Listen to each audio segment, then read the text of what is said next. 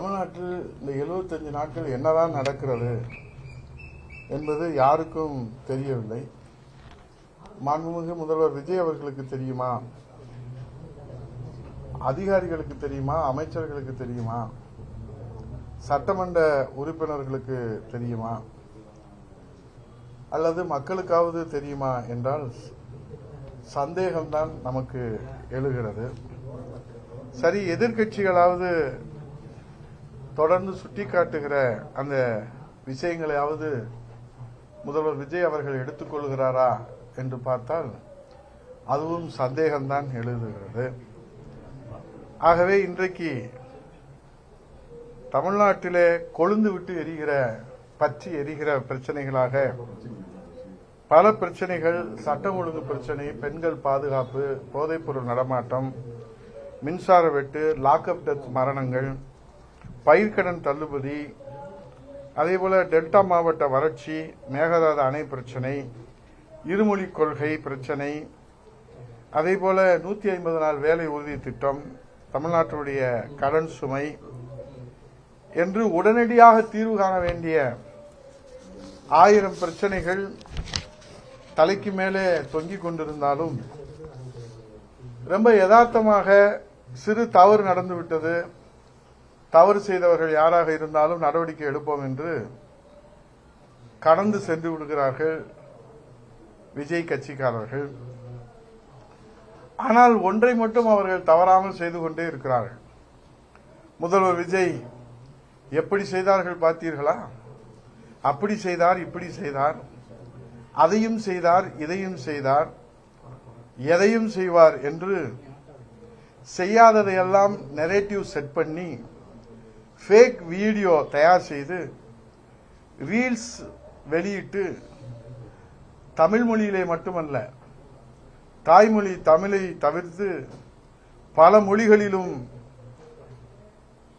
Reels வெளியிட்டு இன்ஃபுளுன்சர்களை வைத்துக்கொண்டு விஜய் பிம்பத்தை கட்டமைப்பதை தவிர தாவேக அரசு இந்த 75 நாட்களிலே வேறு எந்த வேலையும் செய்ததாக நமக்கு தெரியவில்லை.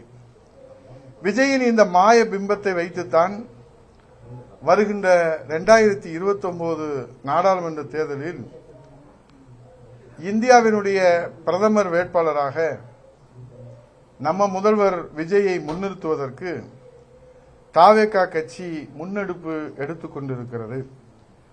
டெல்லியிலே இருப்பவர்கள் உடனடியாக விழித்துக் கொள்ள வேண்டும் என்பது எச்சரிக்கையாக இருக்கிறது. இதை நான் சொன்னால் நம்ப முடியாமல் தான் உங்களுக்கு இருக்கும். தேசிய ஊடகங்களிலே நீங்கள் பார்த்தீர்களானால் இந்த இன்ஃபுளுன்சர்களுடைய அட்டகாசம் கட்டுக்கடங்காமல் போய்க் கொண்டிருப்பதை செய்தியாக தினந்தோறும் வெளியிட்டுக் கொண்டிருக்கிறார்கள், பத்திரிகைகளும் வெளியிட்டுக் கொண்டிருக்கிறது. ஆகவே இதை ஏன் நாங்கள் சொல்லுகிறோம் என்று சொன்னால், பிரதமர் வேட்பாளராக விஜயை முன்னெடுப்பு செய்கிறார்கள் என்று சொன்னால் உங்களால் நம்ப முடியாது.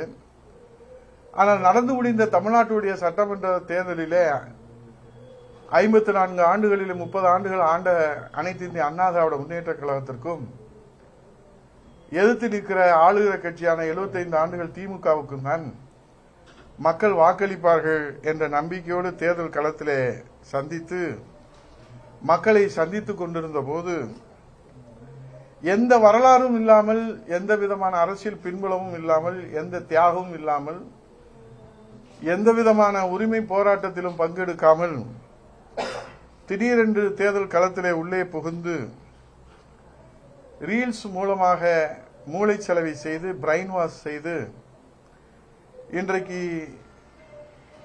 நிழல் எது நிஜம் எது என்று மக்களை குழப்பி நிஜத்தை தள்ளி வைத்துவிட்டு நிழலை தேர்ந்தெடுத்ததன் மூலமாக விஜய் அவர்கள் முதலமைச்சர் அரியணையிலே அமர்ந்திருக்கிறார்கள்.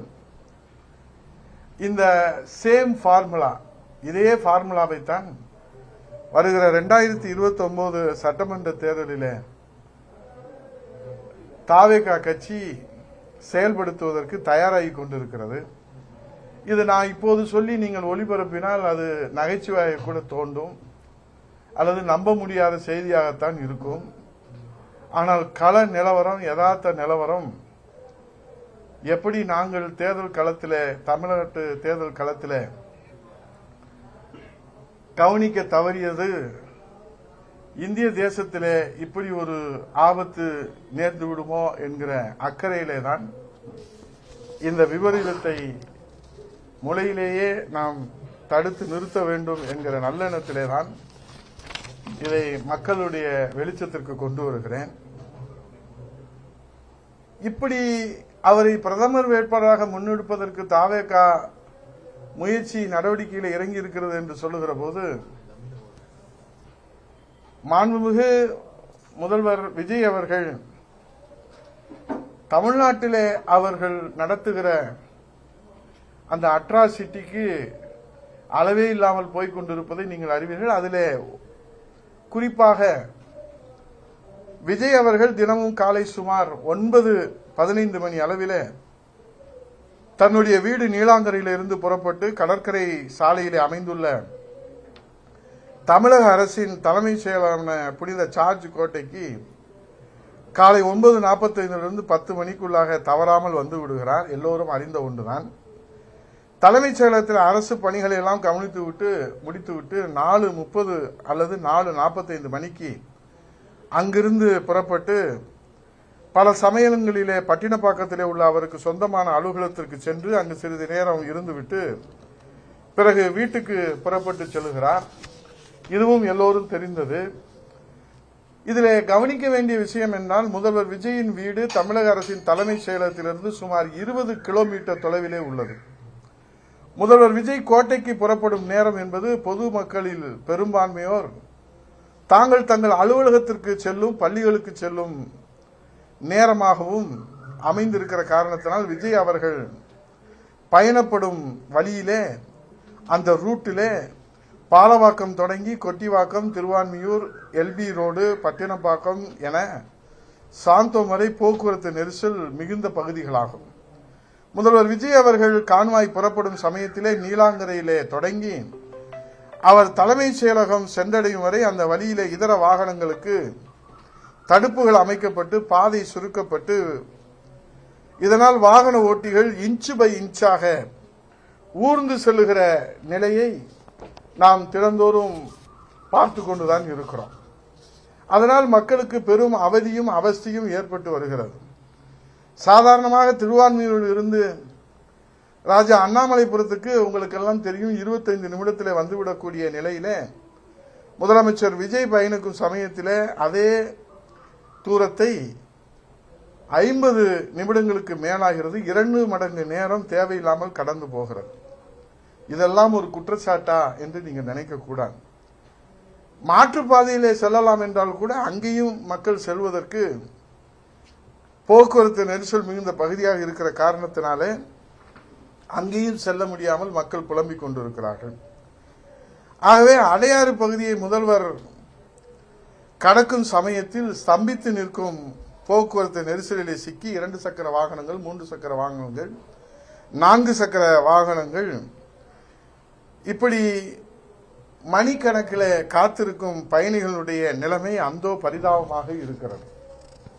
இதுதான் இப்படி என்று சொன்னால், பொதுமக்கள் படும் அவதி இப்படி என்று நாம் சொன்னால், முதல்வர் விஜய் அவர்கள் செல்லும் வழிநெடுகளும் பந்தோபஸ்து பணியிலே தினமும் ஈடுபட்டுள்ள நூற்றுக்கணக்கான போலீசாரின் நிலைமை பொதுமக்களை விட பரிதாபமாக இருக்கிறது.